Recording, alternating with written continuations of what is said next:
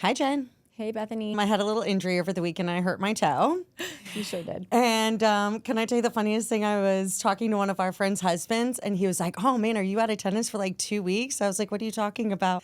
He's like, "I mean, you have an injury on your toe." And I was like, "Eli, I have had 3 C-sections. Do you think that a little toe injury is going to stop you? It's going to stop me from playing tennis?" I'm like, I could play today. Yeah, exactly. But I thought it was just such a funny perspective. He's like, "Oh, man, it would take me out for like 2 weeks." It was another reminder of this is why women have C-section and men do not. Because could you actually imagine taking care of your husband after having a C-section? No, I can't. I absolutely cannot. It actually gives me nightmares. Anyways, we are going to continue our discussion about the Retrievals Season 2, which is all about C-sections. Before we start this discussion, I think that it's important to just say that we recognize that there's a lot of layers to this season that could trigger fear. Our conversation today is going to be very raw and honest, and we're going to discuss it in a very, I think, therapeutic way as well for clarity, which you did last week as well, which I think is helpful in decreasing people's fear if this is eliciting some fear in somebody who is expecting a scheduled C-section, or if they're listening to us because they just want to be prepared for either mode of delivery. So just be mindful. If you're feeling on edge, this is maybe not the right episode for you to listen to. It's a conversation that has to be had, though. So I'm glad we're discussing it, getting it out there. And I'm very interested to hear what questions you have for me. We really want to make sure we talk about ketamine today, because that was one of the medications that Clara, the patient, discussed in the beginning of the season, was given. So we'll definitely make sure to cover that today, but let's get started. Okay. You mentioned it last week when we spoke very casually that you were actually at this conference in which Dr. Nixon addressed a group of OB anesthesiologists, so all experts in the field, AKA being one you. And I think my first question to you is, in the moment that you were sitting and listening to this speech that she gave to explain the situation that occurred in her hospital on her watch, did you realize the magnitude of what you were listening to? And were you surprised at the responses that other OB anesthesiologists had to patients experiencing intraoperative pain? No. I wasn't You didn't surprised. like the magnitude of the... And I did not appreciate the magnitude. We get a list of topics ahead of time, so we know what lectures, sometimes I won't go to every single lecture. And I knew that that was going to be a topic. So I don't remember this perfectly, but I do remember it being a topic that I knew I wanted to go to that lecture. Why?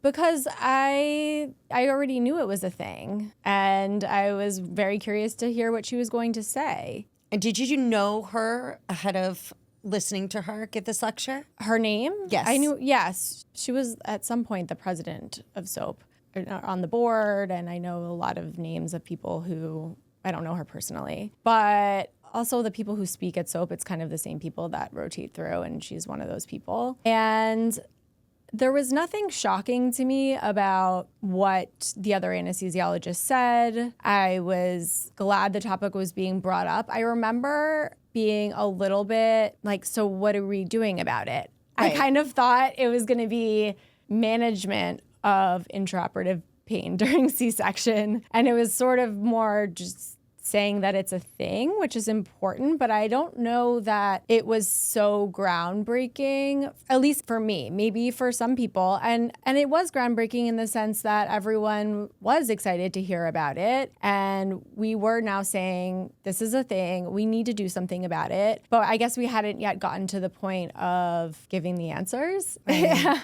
So a question I'm dying to ask you is, she asked the doctors who were in the room to raise their hands if they had experienced this. And I'm curious to know, were you one of those doctors that raised your hand? I have no idea, because she asked at a certain time point, and I don't remember. I don't think that I would raise my hand today if that was asked to me today. I can't think of a recent patient. How long ago was this presentation? It was May of 2023. Okay, so 2 years ago. I just looked at my notes to see if I wrote any notes on about it. We were planning our girls' 5th birthday. Those are your notes? Yeah. Right before. While you're down in New Orleans listening? Yeah. Okay. So that's when it was. Yeah, okay. I love it. I mean, I think that's what I feel like is the kind of the burning question amongst a lot of our friends too, is like, when you listen to the series, right? When you listen to each episode, obviously music is a big component to like creating The drama emotion factor. and the drama factor of it. And so one of our friends, her question was like, was everybody in the room aware that this speech that she was giving was like going to create a change? Now that everybody was coming together to be like, we acknowledge this, we need to maybe have a standard format for how we check our anesthetic and the success of it? No. Okay.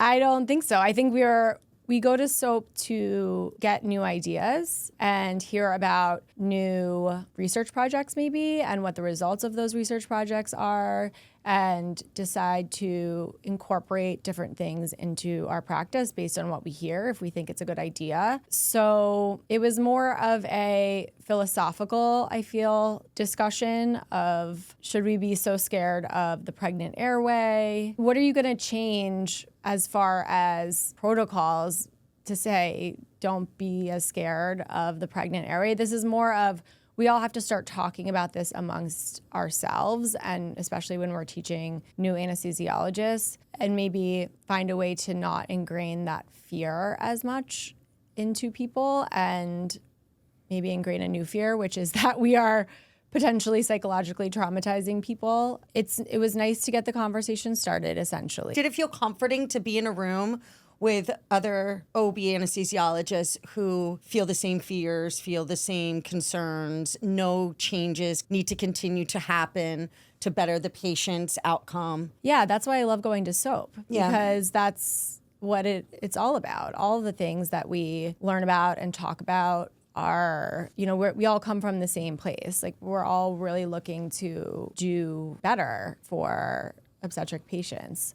So that's like par for the course, I guess. Mm-hmm. Have you ever been scared about intubating a pregnant patient? Yeah, 100%. But it's so variable, because it's not just that they're pregnant. It depends on the patient. I personally have seen, I was trying to think, because this fear exists and we hear stories, but all kinds of things go wrong in medicine. That's the way that it is. We see complications, we see horrible things happen. Honestly, it's like you're always scared to talk about things going wrong because you don't want it to happen to you like the next time you go into work.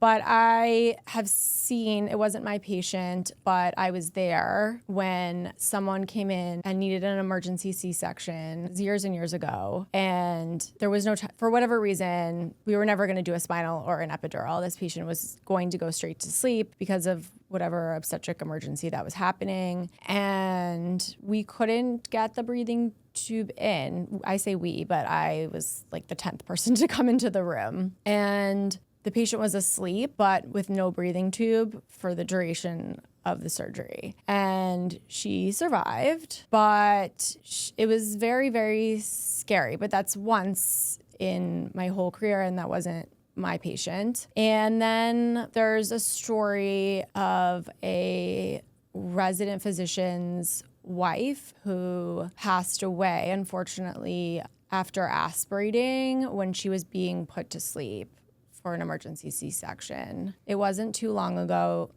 so it's something that can be Googled, the story. So it happens. Like, I don't want to say that it's impossible, but a lot of things can happen that are terrible when it comes to what we do. The only thing is that there's not that much, how do I say this? Women still die in childbirth. The cause is usually not anesthesia related. And if it is anesthesia related, this is one of the ways, I guess. So that is, of course, a fear. Yeah. And we know that there are some baseline characteristics. When you're pregnant, you worry a little bit more about aspiration. Even though it pretty much never happens, we know that the risk is greater when you're pregnant. I think Heather Nixon's point is that we intubate women all the time who are pregnant, and it's totally fine. And this is what we do. Like, one of the big things that we do as anesthesiologists is we learn how to put a breathing tube in somebody. And people who are not pregnant, not all the time, but airways can be difficult. And certainly I have seen way more issues with intubation in non-pregnant patients over the course of my career than pregnant, because I can only think of one time this has ever happened to me, and I can not count the amount of times that we've had difficult airways outside of labor and delivery. This is our expertise. This is, being a proceduralist type of physician means that this is a certain skill set. And also, nurse anesthetists also, they can do this. But any type of procedure can be difficult depending on the circumstances. And so I see the point that we know that difficult airways can happen anywhere. And really, I can just think of a lot more risky situations, like, an elderly patient with heart disease, we deal with sick people all the time that we take on these risks because that's our job. And so nitpicking, well, the aspiration risk is a little bit higher and maybe they have a swollen airway, when the reality is, when we look at the course of our careers, and honestly, even though I've participated in a certain number of C-sections, but then I've also been at hospitals where if something would have happened in someone else's C-section, I would hear about it. And it is super rare. It's super rare to have a problem. But the teachings are that we should be extra careful, which we should. And I think that's okay. It's okay to be extra careful. It's like hard to explain because we're getting into the details of how to be an anesthesiologist. But essentially, if you want to avoid aspiration, you put the patient to sleep quickly and you just put the breathing tube in right away. You don't mask ventilate. You don't put a mask on and push air, because it's just another way to allow someone to breathe if you don't have a breathing tube in. You don't want to do that because your airway is not secured. In the case I discussed, the one time I have seen this, that's what we had to do. And she didn't aspirate. But we don't want to have to do that because we know that could be dangerous. But that also could be dangerous in all kinds of other patients who have risks for aspiration. Tons of patients for various reasons, diabetics, patients who are obese, who have any kind of gastroparesis. You name it. There's a million reasons why patients might be at a higher risk of aspiration or have a randomly difficult airway. Ultimately, the woman who I know one time there was a difficult intubation, unable to intubate situation, I don't think it was because she was pregnant. I think she had a funny airway, which can happen to anyone. So this is the hard part about medicine. Like, there is so much gray area. And I think that maybe what this series is kind of bringing to light is like, doctors are humans trying to navigate this and problem solve this, just as patients are humans having this happen to them. And both sides can leave with trauma if the outcome isn't successful. And also, how about medicine is hard? This is not easy. Totally. It's like, I am so for having these discussions. We are constantly trying to improve our practice, but sometimes I want to be like, well, you do it. Like, good luck. It's hard. You get faced with these decisions. You try to intubate a difficult airway and keep someone safe and think about their feelings and their emotions and, is my block really working? Is it not working? It's not straightforward. And we're constantly trying to improve, and we should, and we owe that to everybody. But it's not like this is some light switch that we could have just flicked to change an outcome for a patient. There is more that goes on than that, I guess. It's not that easy. It's not like press a button and then you could have choose general anesthesia, press a button and you choose working epidural. Like, that's just not what it is. Right. I have to say, like, going into my scheduled C-sections, my biggest fears were not intraoperative pain. My biggest fears were after the surgery, that I would have which is a appropriate. hemorrhage, that I would have an embolism, that I don't know, But you that had I a wouldn't reason. regain feeling in my legs and I don't know, like, I didn't. And I think that that's an interesting approach to take to it. It's like thinking about what were my fears going into it. And I think we all, obviously, we have a different knowledge base and a regular patient going in who doesn't have a medical background or any type of teaching. So maybe it's harder for us because we're creating, or at least I'll speak for myself. Like I was creating more in my head and like prepping Matt for be like, if there was something that happens to me, like always save the baby. Like I want the baby to be okay. Put me on the back burner. And he's like, what are you talking about? You know? And I'm just curious to know, like, were you having any fears of pain during your C-section? No. Were you having any fears of what could happen in your recovery and like the PACU? No. I knew I was a low risk patient.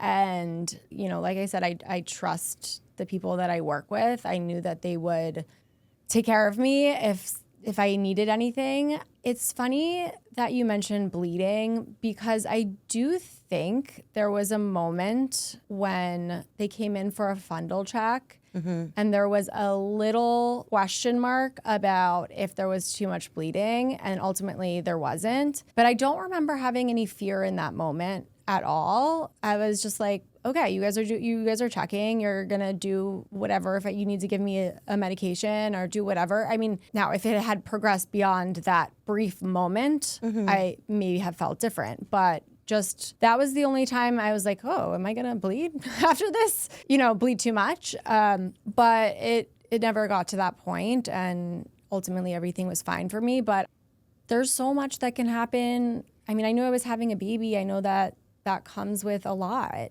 No, I didn't think about that. What I would like to know actually is how often this happens with a planned versus unplanned C-section with an epidural versus a planned C-section with a spinal. They didn't mention that, and I'm sure there's some data somewhere how they got this number of 100,000 per year. It must have come from somewhere. And interestingly, they talk about... And, no, sorry, can I interrupt? Do you think that that's worldwide, or do you think that's just... that was in the U.S. United States? Okay. Usually, this is, in my experience, this is much more common with an epidural with someone who was laboring for a while and then needed to go back for a C-section. In episode 3, they discuss a case of a planned C-section with a spinal.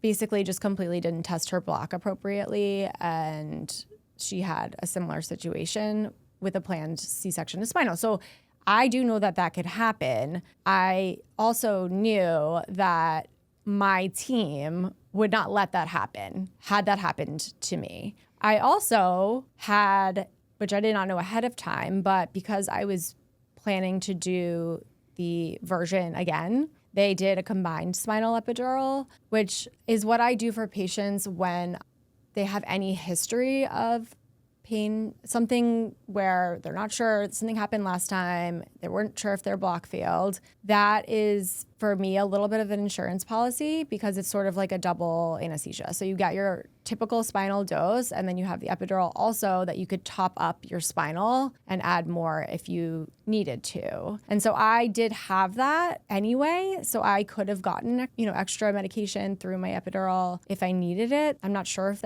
I even thought about that at the time as giving me more peace of mind. I didn't question that my spinal would work because I had such experience. I know my stature. I knew the dose I was going to get. I know how experienced the anesthesiologist was that was taking care of me. The second I laid down, I started feeling the changes. It never occurred to me. And I think it's important for somebody who is feeling fearful about the situation, and maybe they've been listening to this series, is coming from a doctor who knows so much. You are the expert in this field.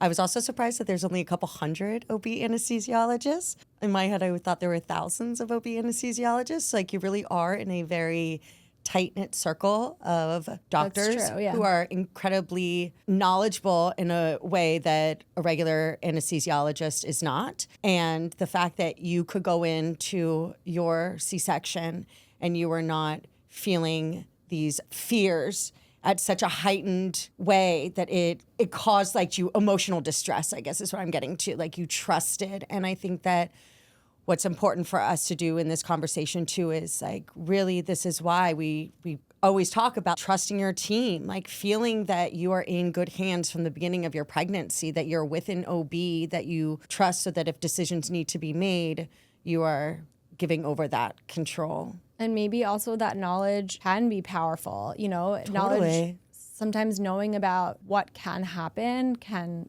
obviously cause people to feel fearful. But in my case, it caused me to not be fearful because I do understand so clearly how things work, why things work, what happens if they don't work. I knew how it was supposed to go. Another thing I was thinking about when listening to the Retrievals is they asked, do you tell your patients that blocks can fail? Do you? And that is so tricky. Yes, but I'm not going to dwell on it. Right. I always choose to include in my consent process the most likely things. I don't think an exhaustive list of extremely rare circumstances is helping anyone. No, I don't think so either. This also goes along with my consenting for an epidural for labor, because those also can, and I do think people maybe know that more acutely, that epidurals can be one-sided. They can be patchy for labor. Now, we're not putting the same strength of medication into them as we do for a C-section, but I do tell people that if you start to feel pain, you feel like the epidural is not working anymore, your options are to press the button on your epidural pump. And if that doesn't work, then I will try to address it and we'll see what is going on. I don't think I need to go through, sometimes I have to replace the epidural. I mean, if the conversation moves along that way, I will, but we're also talking to people. This is why I wanted to do what we're doing right now, because as anesthesiologists, we don't get to talk to people in the office weeks before when people are preparing for whatever birth they're going to have. We get to talk to people in the moment, which is difficult because, there's a big question. If someone's in labor, let's say, having an unplanned C-section, hasn't slept in 2 days, are they really able to make the same decisions? I mean, we have no choice, right? Of course, we're going to consent them. But my point is this is not easy for the patient or for the clinician to communicate effectively in these moments. And I don't want to scare people. I want to inform people and empower people, but I would rather do it honestly ahead of time, not in that moment, if at all possible, have people come in with some understanding, some knowledge of what the possibilities are so that they don't have to hear that in the moment when they have so much going on in their brain, Totally. And so it really goes back to the discussion that we had about asking for your consult with your anesthesiologist ahead of time and how valuable, especially if you're feeling fear right now, ask for that consult. Take control back. Get yourself into a place where you can have a conversation with this doctor with clarity, not exhaustion. Yeah, it's not available at all hospitals. If it is, and especially if you've been listening to the Retrievals podcast and you have questions, it's the best thing ever. I wish that this was standard of care, that everyone met with an anesthesiologist before they went into a hospital to deliver a baby, honestly. As far as consenting the patient for a failed block, I do, I explain this is the type of anesthesia that we're going to do. And the alternative is general anesthesia. So if we have a problem with the neuraxial, usually the spinal, then you would go to sleep under general anesthesia. Some people ask me that specifically. They will want to hear that, I guess. Mm-hmm. But I do think it's something that maybe we should find a way for everyone to know. Maybe this is something that the OBs can be telling their patients when they are scheduling them for a C-section, that this is the type of anesthesia that's usually preferred. You're awake completely. You have a spinal or an epidural. If that's not possible, then general anesthesia is the other option. Yeah. Let's talk about medication a little bit. So something that totally threw me for a loop in listening to the second episode was the use of ketamine. Let's see, I was in nursing school 15 years ago. Pharmacology never mentioned ketamine. And I was thinking about when I think about ketamine, what do I think about? And I honestly, Depends on what kind of person you are. well, yeah, I mean, I was thinking about like maybe a concert and it's like a hallucinogenic. I mean, honestly, that was what I thought about when I heard it. Special K, right? Is that the street way to Yeah, say it? yes. But then I started doing more research in it. And I was blown away to see how this is used worldwide, especially in countries that don't have proper anesthetics that can be used. The studies, I mean, one out of Shanghai was wildly informative. It was done in 2020. What was it about? It was about the effects of Is this for ketamine anesthesia or for something on else? C-sections, reducing pain. Oh, right. And how it prolongs the post-op pain medication. Talk to us about ketamine. Ketamine. So ketamine is an anesthetic. Yes. It's also a street drug, but it's an anesthetic. So you've heard of propofol. Yes. We use it in kind of the same way. So meaning you can use it for sedation or you can use it to put a patient to sleep completely. It has some fascinating properties that make it, in some ways, in some cases, for some uses, a miracle drug. And usually we compare it with propofol. Anesthesia has a lot of components, right? So you don't want to feel, you don't want to remember, you don't want to be conscious. This is primarily making someone unconscious, putting them to, quote, sleep, whether that's sleep sedation or like for a colonoscopy or totally to sleep so then you can initiate general anesthesia. Propofol does not have it has a little bit of analgesic quality, meaning that it's primarily making you unconscious, but a little bit of making you not feel pain too.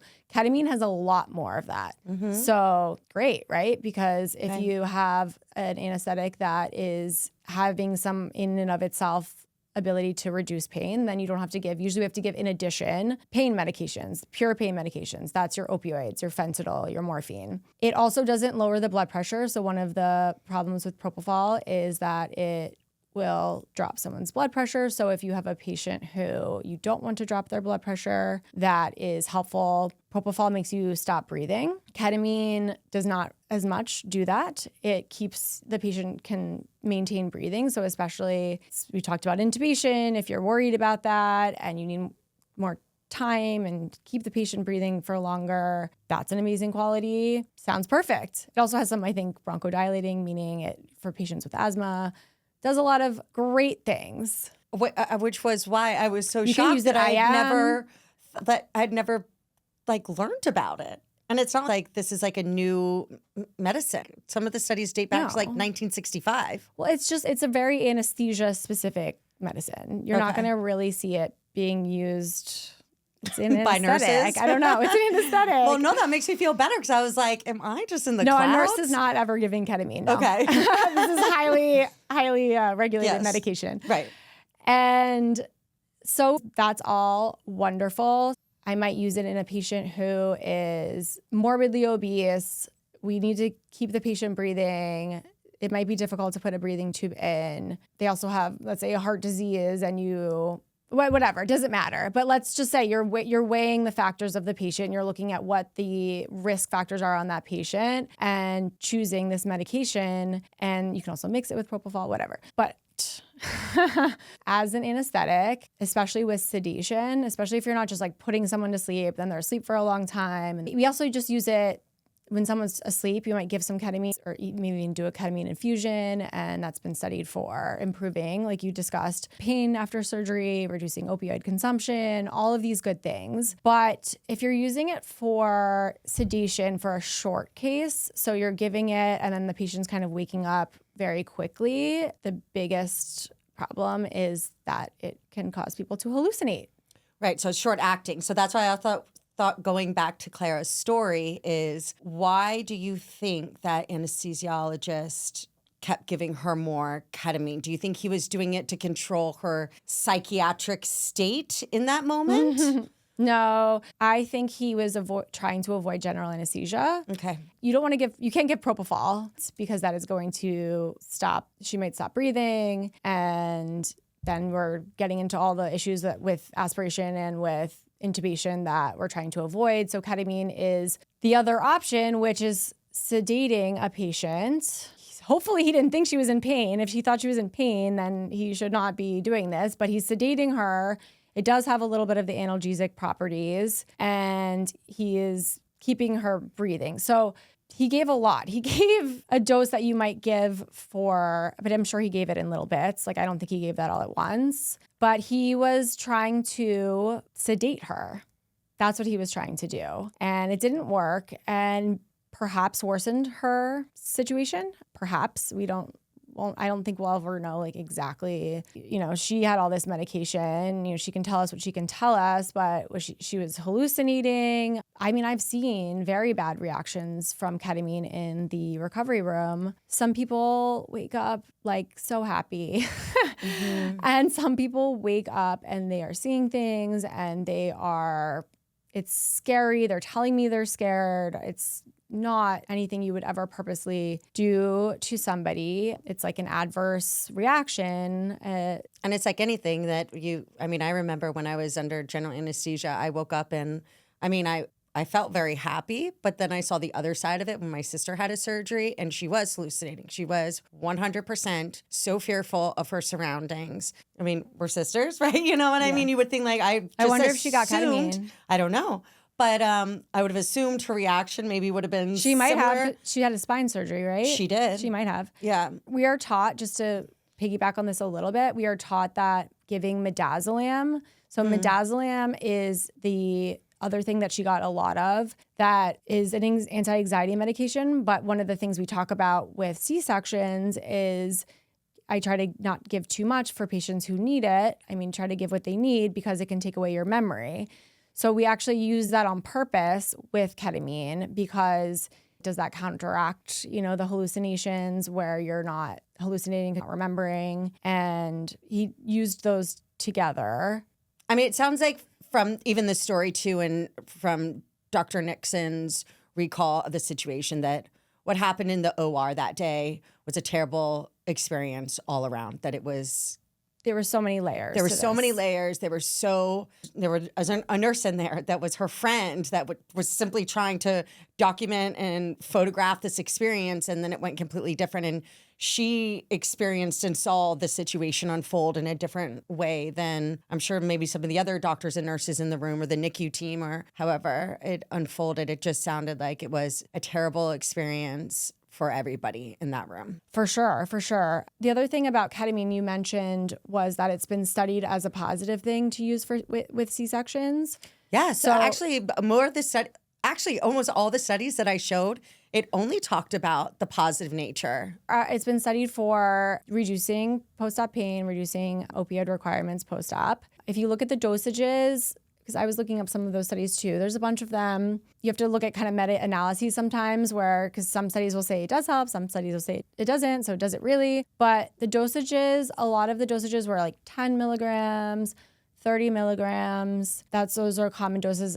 In this case, she got 150 milligrams. I've also saw a lot of 0.5 milligrams per kilogram. So I don't know how much she weighed, obviously. I have no idea. Let's say she was 100 kilograms, which would be like 220 pounds. That would be 50 milligrams. So we're still much less than that 150 milligrams, which is what she got. The other thing that it's been looked at besides post-op pain is postpartum depression. Ketamine, when used appropriately, has been very life-saving. Not even talking about the C-section world, but just in the world of depression. And there are these infusion centers where people go and get ketamine infusions, and they say that, it's really helped them with depression. And I'm not an expert on that, so I can't talk too much on that, but just to say that it is a medication that has actually really helped people with depression. And so it makes sense to study it for preventing the postpartum depression. Yeah. It's like good and bad. Like it has to be used appropriately for the right things, for the right reasons, in the right dose. Well, let's also acknowledge any medication has to be used appropriately in the right dose. And that's, I think, where, again, trusting your doctors to be making these decisions on the medication that they're giving you that seems appropriate for you, for your weight, for the situation that you're in, what they're trying to prevent. Medicine is unbelievably helpful, but medicine is also scary. Yeah. I think giving it that weight that it deserves. I do think there are a lot of women who have these stories of being really out of it, hallucinating. They're not sure if they got ketamine. Did they get ketamine? I think we need to recognize these stories and when should we really be using ketamine for C-sections? I think we need to think about that a little bit harder. I mean, as a patient, we've talked about sedation and asking for sedation if you want it. So we're very for getting an anti-anxiety medication, which would be Midazolam. You want a benzo, nothing else, for anxiety. And also refusing sedation if you don't want to experience any of these things, and just say, I want to go to sleep if you feel like I'm needing to be sedated. And I do think, again, going to the philosophical side of the discussion, there's a tendency to, in these bad cases, right? It's like, if we can just have her stop complaining, shut her up, and that's the thing that we need to fight against. That's the thing that we need to put our foot down and say, it's not okay. You're not actually helping the patient if you're just quieting her with sedation. That's not the answer. And I'm okay to stand up against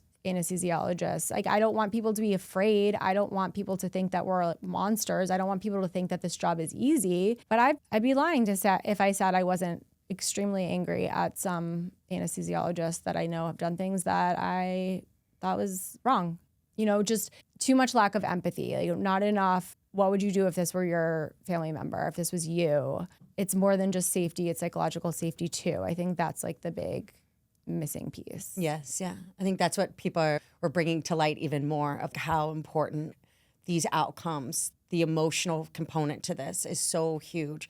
And it stays with these women and it stays with these partners and it stays with these care providers. And working towards making it a better outcome for all is, of course, in medicine, what you strive to do every day as a doctor. Yeah. All right, we recognize this conversation wasn't the most jovial, but I think it was informative. And hopefully, I think our rationale for why we want to talk about this series is what we're doing is we're bringing to light that C-sections deserve attention, that patients who get C-sections, we want to try to reduce the trauma and the emotional aftermath of what they feel like when something is done to their body. And so giving yourself a voice, advocating for yourself, asking for an OB anesthesiologist consult, if that's available, is something that's going to put that power back into your hands. Yeah, and some people may be listening who did experience something like this. And I think the more clarity you can get on whatever happened with you, sometimes people walk out of situations not fully understanding what medication did I get. Maybe if you can wrap that up a little bit and get some understanding of exactly what happened can help you with planning any future pregnancies, anything you're going to do differently, I guess. And if anybody wants to share their story with us, we're here. Yeah. We're here to give your story a voice. Yeah. That's why we loved having Rachel Summerstein on so much, who she shared her story with us. I think that was such an important conversation.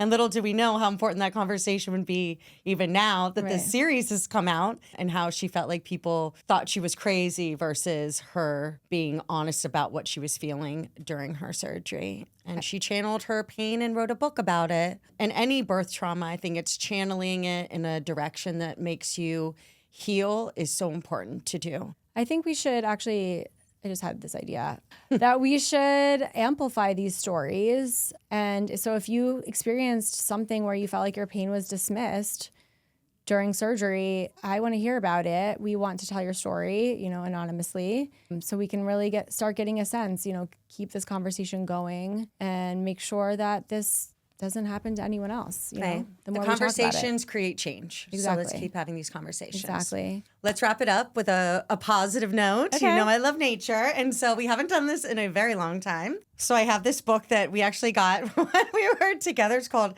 Seaside Inspirations. Oh, yeah. And we're going to play our little favorite game, Jen. Is this from Maine? This is from Maine. Yes. You're going to tell me to stop, and I'm going to read some, better be an uplifting quote after this conversation. Please. Come on, universe. All right, go, Jen. Tell me to stop. Stop. Okay. Oh, gosh. It's so good. Okay. To the mind that is still, the whole universe surrenders. Do we get what that means, No. Jen? I could tell by the look on your face. Is that good? Should we do it again? Okay, so to the mind that is still. So I think it's controlling our thoughts, controlling the unknowns, creating anxiety unnecessarily, and calming our minds is so important. So to the mind that is still, the whole universe surrenders. So it's creating calmness in our minds. Let's bring it back to breath work. Everything circles back to breath work. Totally. Did you notice that we changed our Instagram handle, that I did it? No.